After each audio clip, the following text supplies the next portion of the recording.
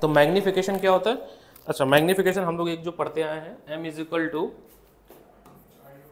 Minus v upon u, और एक है h i upon h o. अब एक मैग्निफिकेशन का फॉर्मूला यहाँ से बनाएंगे हम लोग।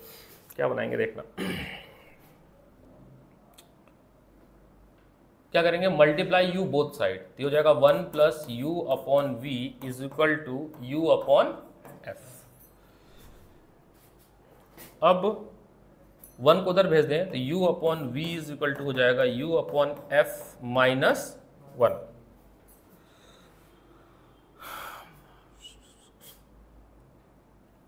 ठीक है, माइनस कॉमन ले लेते हैं, तो जब हम माइनस मल्टीप्लाई करेंगे बोथ साइड, इधर भी मल्टीप्लाई करेंगे माइनस से, तो कहानी कुछ ऐसी बनेगी, v upon u is equal to minus लेंगे तो 1 माइनस यू अपॉन एफ हो जाएगा। ठीक है, ऐसा भी एक फॉर्मूला बना रहे हैं इसलिए ऐसा करना पड़ रहा है। अब क्योंकि इसको हम रेसिप्रोकल कर देंगे अभी थोड़ी देर बाद, तो ये m हो जाएगा। इस तरह अगर हम सॉल्व करेंगे तो minus v upon u is equal to f minus u upon f, है ना। इसको हम रेसिप्रोकल कर दें। अब एक सेकेंड, ये हमारा u था ना, और ये हमारा v था। अब हम इसको रेसिप्रोकल करेंगे, तो जब रेसिप्रोकल करेंगे तो माइनस वी अपॉन यू और f ऊपर चला जाएगा, है ना। तो एक मैग्निफिकेशन का फॉर्मूला ये आ गया। ठीक है, तो मैग्निफिकेशन का फॉर्मूला आया आपका m is equal to f upon f minus you.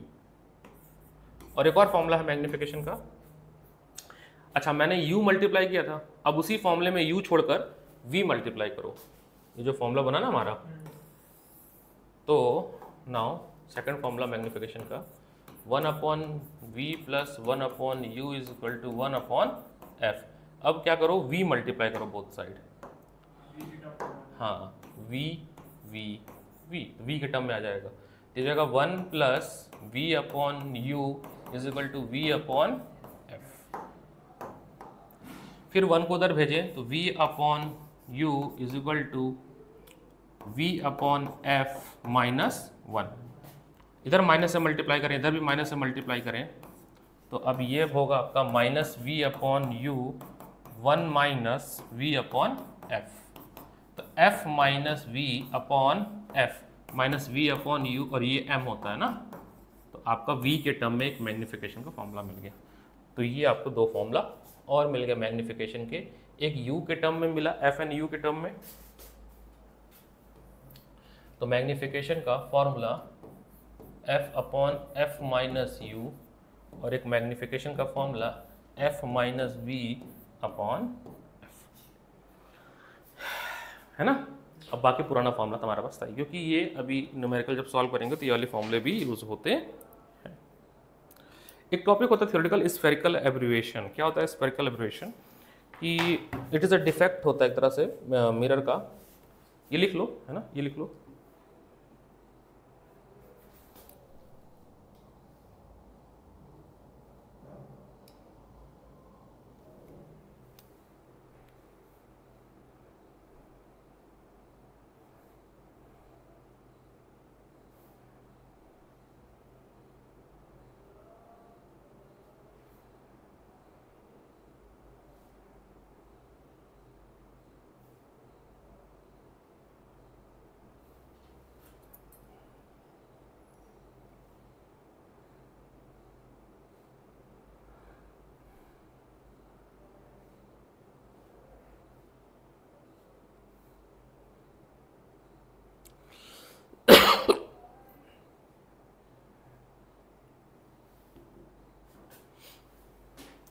ये वाला डेरिवेशन इसके लिए था, है ना, f और u के रिस्पेक्ट में, और ये वाला डेरिवेशन था f और v के रिस्पेक्ट में।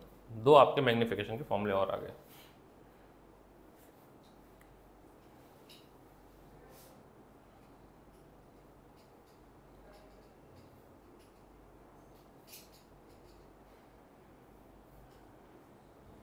हो गया तुम्हारा शिफ्टिंग घर का?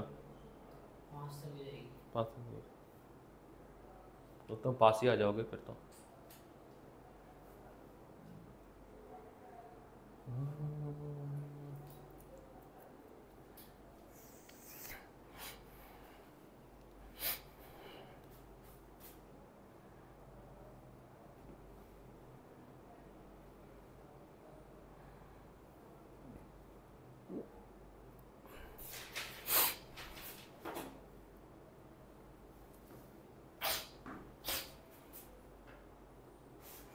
अच्छा, एक थियोरेटिकल कॉन्सेप्ट होता है स्फेरिकल एब्रीवेशन। क्या होता है? कुछ खास नहीं है। Due to large aperture lens, mirror का एपर्चर ज़्यादा होने की वजह से, जैसे मान लो केव मिरर है हमारा, तो क्या होता है नॉर्मली क्या होना चाहिए कि इंसिडेंट रे पास हो रही है, वो उसको फोकस पे आफ्टर रिफ्लेक्शन फोकस में मीट करनी चाहिए, है ना। स्फेरिकल एब्रिवेशन क्या प्रॉब्लम है कि ये फोकस पे एक्चुअली मीट नहीं करती, उससे पहले ही मीट करती है स्फेरिकल। आओ सर, आओ आओ सिवेन, सिवेन, सिवेन की हंसी बहुत कुछ बता रही है।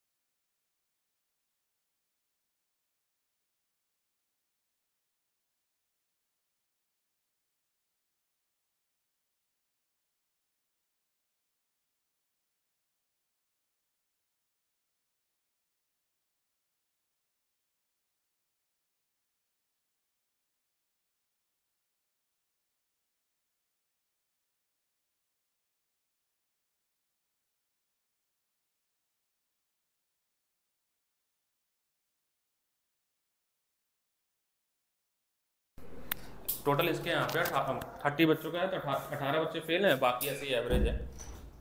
तो ठीक है, सीख रहे हैं बच्चे। हाँ, तो स्फेरिकल एब्रिविएशन क्या होता है कि ये एक्चुअल फोकस पे ना मिलकर पहले ही ये मीट हो जाते हैं। तो एक लोकस डिजाइन करते हैं तो ये आपका एक लोकस बनता है, मतलब सारे पॉइंट यहाँ मिल रहे होते हैं, फोकस पे नहीं मिलते हैं। और जबकि मिलना क्या चाहिए था, फोकस पे। तो उसका करेक्शन ये है कि एपर्चर और घटा दो, क्या कर दो, और घटा दो और ऐसे बना दो, रिड्यूस द एपर्चर। एपर्चर को रिड्यूस कर देंगे तो ये आपस फोकस पे जाके मिल जाएंगे।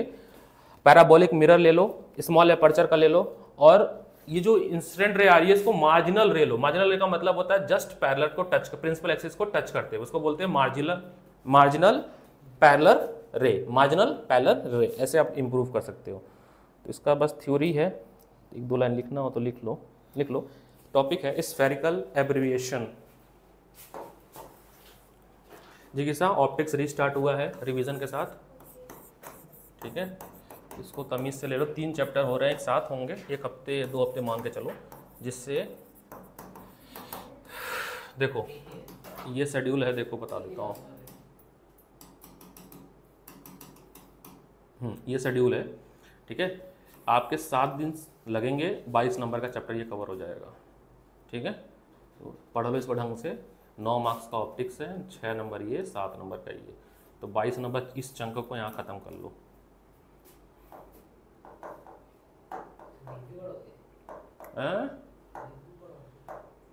इसी के बाद हो जाएगा खत्म।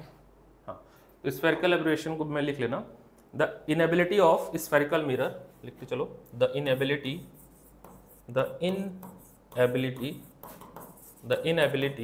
Of a spherical mirror of large aperture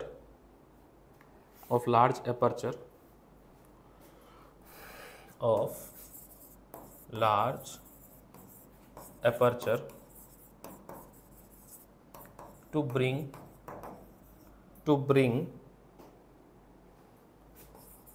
all the rays of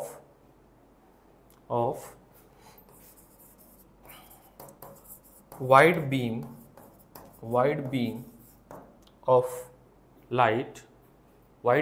of light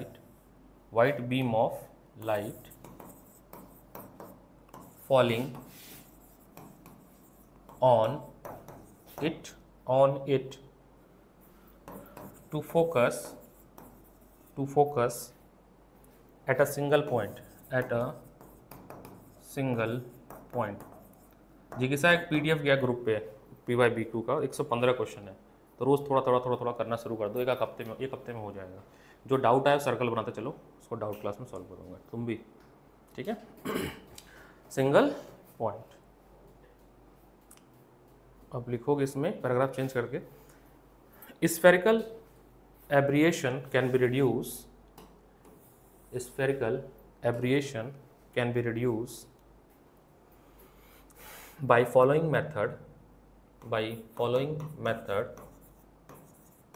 by following method. First, by using spherical mirror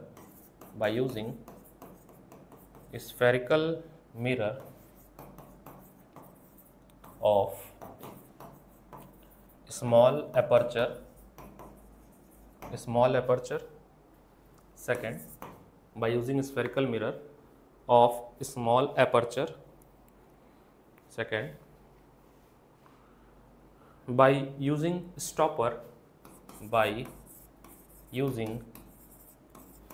stoppers so as to cut off the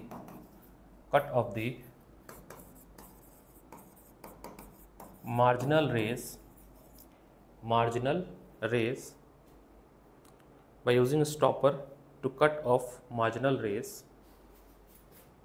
Third, by using parabolic mirror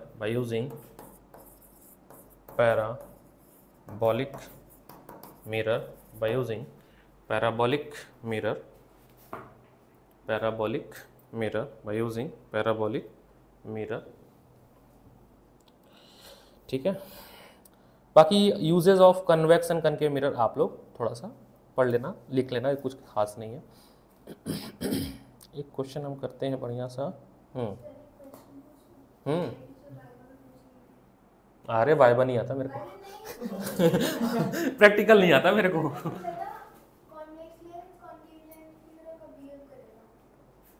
concave lens, convex lens, हाँ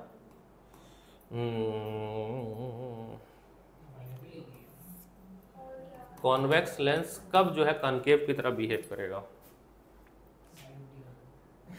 नहीं, तो convex lens का nature क्या होता है कि हमेशा virtual, erect और डिमिनिश्ड बनाता है, और कॉनकेव जो है वो हमेशा दोनों तरह का बनाता है। तो आपको चाहिए क्या? आपको चाहिए वर्चुअल भी चाहिए और डिमिनिश्ड भी चाहिए। तो वर्चुअल तो फोकस और उस पर ये कुछ हमको लगा अपर्चर को लेके ही होगा ये कुछ, या तो अपर्चर को घटा सकते हैं, और या दूसरा काम ये कर सकते हैं कि कॉम्बिनेशन का कुछ नहीं है।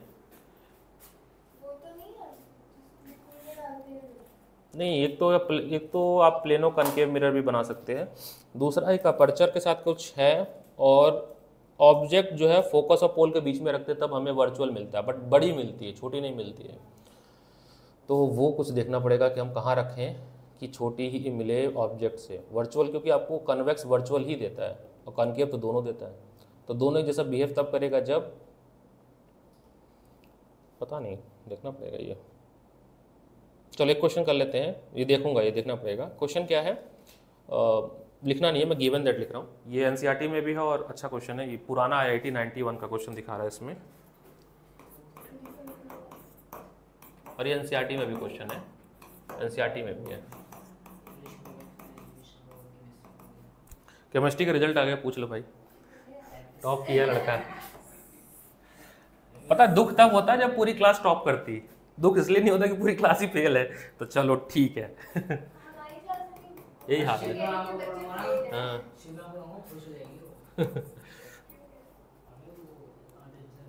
देखो थिन रॉड है, ठीक है, समझना, क्वेश्चन देखना।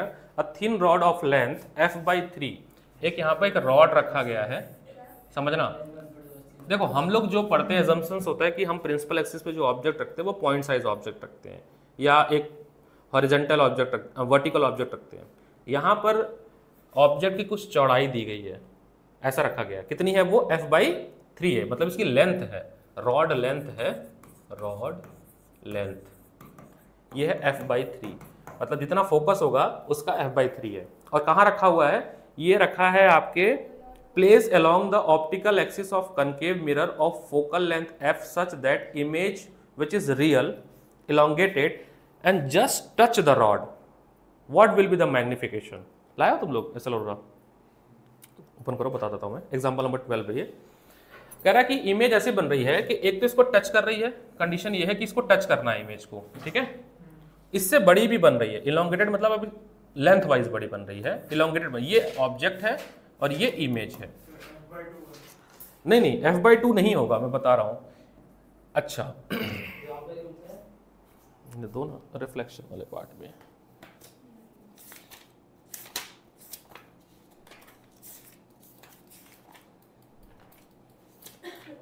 ये पढ़ो एक बार, इसकी वर्डिंग पढ़ो,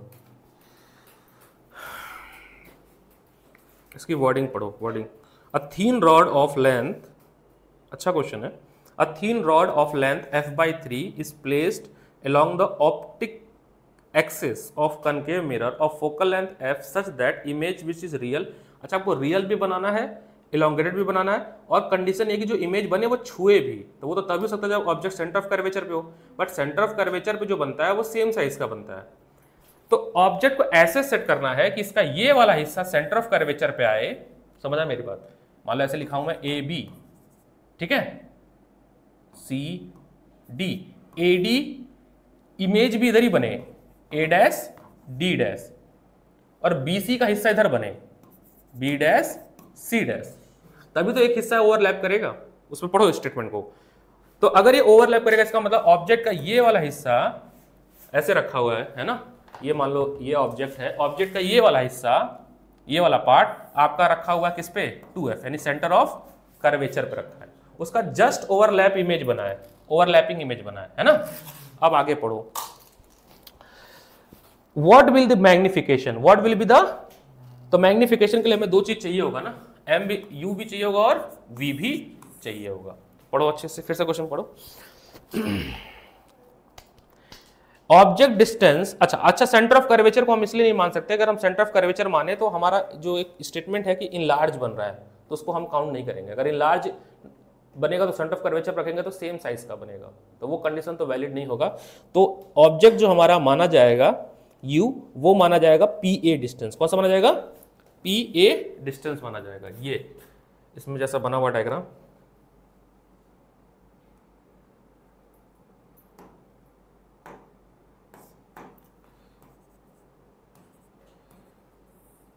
सब दोस्त मिल गए आज, उसको भी जानता है ये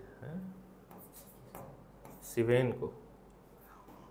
पी ए ये माना जाएगा यू ये क्यों नहीं माना गया? उसकी वजह, अगर आपने पीसी यू मानते, पीसी को यू मानते आप, तो इमेज सी पे बनती है, सेम साइज की बनती। तो जो डिस्टेंस लिया जाएगा वो पी ए, ये वाला डिस्टेंस लिया जाएगा। ना लेने का वजह मैंने बता दिया। तो क्या होगा ये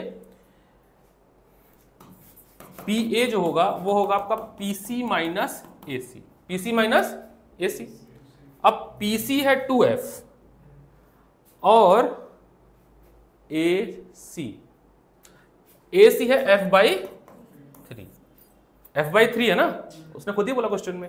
तो ये आपका आ जाएगा 2f माइनस f/3 यानी कि 5f/3। ये आपका u आया अभी फिलहाल, माइनस साइन हम बाद में देख लेंगे।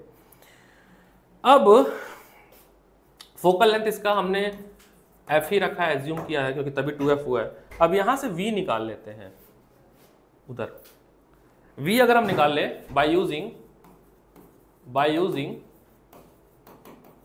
मिरर फॉर्मूला, v निकाल लेते हैं हम लोग। u हमारे पास आ गया 5f/3 विथ साइन कन्वेंशन रखेंगे, ये माइनस f। इनको सॉल्व करके देखो u आया है आपका, सॉल्व करेंगे तो u आया, अरे v आया है, v सॉल्व करने के बाद v आई है आपकी सॉल्व, हाँ अगरबत्ती 5f/2। अब सुनो मेरी बात सुनो, क्या हुआ, क्या कह रहा? नहीं, तो 5f/2। अच्छा अब v में भी देखना, v आप कहां तक मेजर करोगे, किसको मानोगे आप? ए C dash is equal to,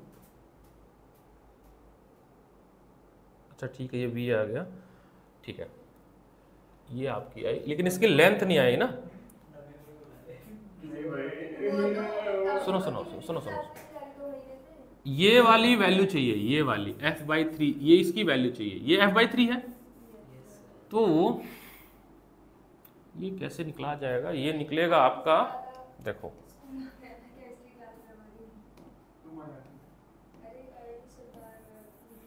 f/3। सुनो यहां तक मेरी बात समझना, यहां तक आपका आया v है ना, जो कि 5f/2 आया, और ये डिस्टेंस है आपका 2f। तो अगर मैं इसमें से ये माइनस कर दूंगा तो ये आ जाएगा, तो ये आपका आएगा लेंथ ऑफ इमेज।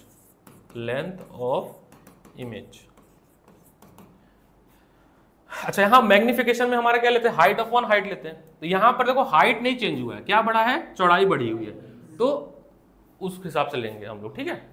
तो ये निकालने के लिए हमें करना पड़ेगा 5f/2 माइनस 2f। ये सॉल्व करने के बाद आया है f/2। अब मैग्निफिकेशन में हम लिखेंगे ये वाली वैल्यू, दैट इज, इसका नाम दे दो जो भी है, क्या दिया गया नाम, CA, और ये आपका हो जाएगा CA डैश। तो ऑब्जेक्ट, इमेज अपॉन ऑब्जेक्ट होता है ना, इमेज अपॉन ऑब्जेक्ट होता है। तो ये आपका आ जाएगा f/2, इसका कितना आया है, x आया f/2, और ये f/3 है, f/3। तो मैग्निफिकेशन आया 1.5। क्वेश्चन पढ़ो, बहुत अच्छा क्वेश्चन है, फिर से पढ़ो, पुराना क्वेश्चन है आईआईटी का, लेकिन ये सीबीएसई के एनसीईआरटी में भी है।